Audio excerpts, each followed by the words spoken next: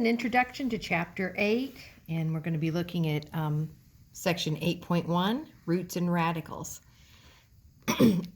Excuse me, it's on page 274. Just as a review, this is called the radical sign. The number here is called the index, and the number inside, or what letters, whatever it is inside, is called the radicand. And in this process of finding the square root of something, it's the reverse process of squaring something. So 2 squared equals 4, you know that, and you know the square root of 4 equals 2. It's just going back and forth. They're the reverse of each other. 4 to the 3rd power equals 64. That means that the cubed root of 64 is 4. Here we have 5 to the 4th power equals 625. That means that the 4th root of 625 equals 5. It's the reverse of this. 3 to the 5th power equals 243. That means that the 5th root of 243 equals 3. On the next page, there's a chart that is suggested that you memorize for numbers 1 through 10. They are suggesting you memorize both the square of each of these and the cube of each of these. And then for numbers 11 through 20, they just want you to memorize the squares. This is just to make it easier for you. I don't think it's going to be on a quiz or anything. So, to review, this is the radical sign. Inside is what? It's the radicand, and the index. There is no index. If there is no index, we always assume it's 2. You guys know that. Here the index is 3. This is important. So if you would underline this, it's the 3rd line. It says, if an integer is not a perfect square, its square root is irrational. And if you remember, an irrational number is one that it can't end. There is no end to it, and it doesn't repeat either. So pi is an example of that. But that's not the only example. There's lots of irrational numbers. Down here, the square root of 4 is 2. You know that. But you can't say, because 2 times 2 equals 4. Negative 2 times negative 2 also equals 4, but the square root is always, it's got to be a positive number. So I want you to think of it this way. I'll pull this over here. Here we have a square, perfect square, and it's 10 across, 10 up. So there's 100 little squares on this. And when it's asking what is the root of it, it's really asking what's the base of it, what's it built on, and 100 is built on 10. Well, it always has to be built on something positive. It couldn't be built on a negative 10. It can only be built on a positive 10. So that's why this has to be a positive number. If you want to talk about negative, you would put the negative sign in front of the square root sign, and a negative square root of 4 is a negative 2. So that's how you would write that. The next page shows us some applications. So, looking at example 8.1b, it's asking, what is the square root of the fraction 49 over 120? Well, you can write this way. You can put the square root sign, the radical sign, over each part of the fraction. Well, that makes it a little bit easier because you know the square root of 49 is 7, and the square root of 121 is 11. So 7/11 is the square root. So that means it is a rational number. This is a rational number. It does have an answer that terminates. Then the next part of that example is asking, what is the square root of 1,540 divided by 100? That's my husband's phone dinging. Just ignore it.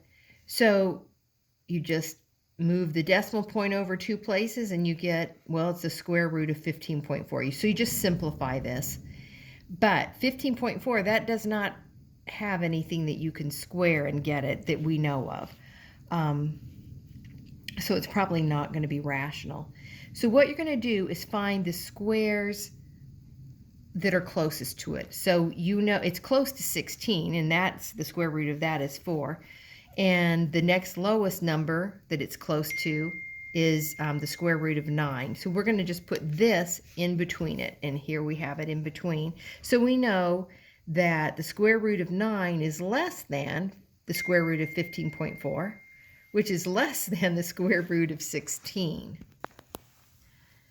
The square root of 9 is 3, the square root of 16 is 4, so 3 is less than the square root of 15.4, which is less than 4. And that's all you have to do for that kind of a problem. You're just figuring out that the square is somewhere in between 3 and 4. All right, now we need to find what is the square root of 0.09. Another way to read this is 9/100ths. So what's the square root of 9/100ths? You can write it this way. The square root of, this is 9/100ths, the square root of 9 over the square root of 100. Then it's easy to work when you write it in this form. 3/10 is the answer. You can check that by multiplying 0.3 times itself, and you would get 0.09 or 9/100ths. The next problem we're going to look at. Now we're finding the cubed root.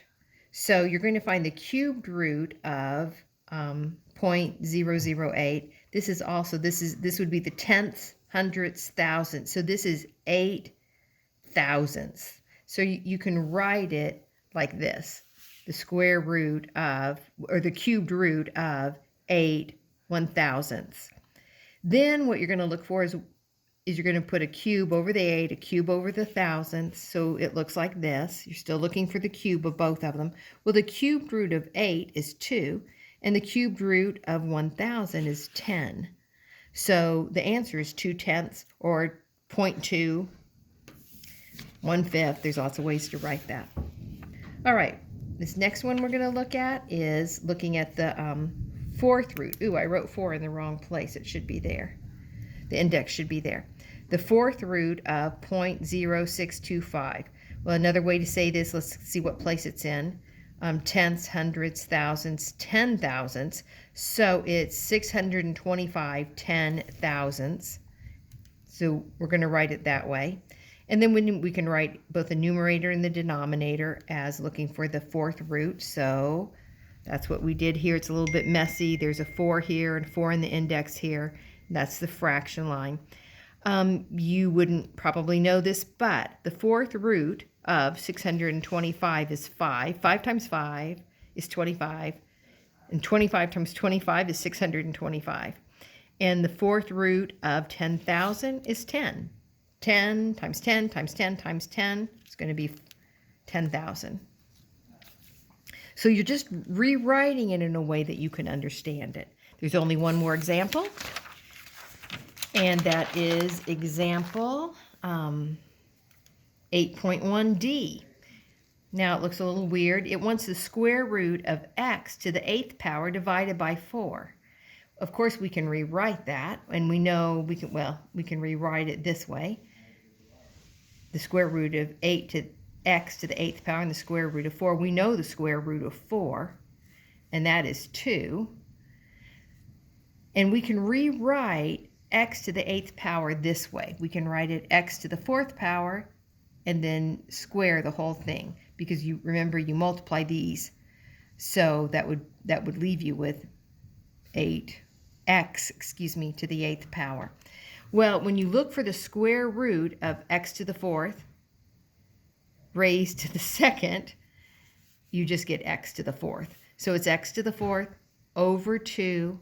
Another way to write x to the 4th over 2 is to write 1/2 times x to the 4th. Either way you write that, it's correct. And just as a check, if you said x to the 4th to the power of 2, you'd multiply those, you'd get 8x. So that this is x to the 4th. That is the square root of this. All right. I wish you best as you work on your algebra assignment. Bye-bye.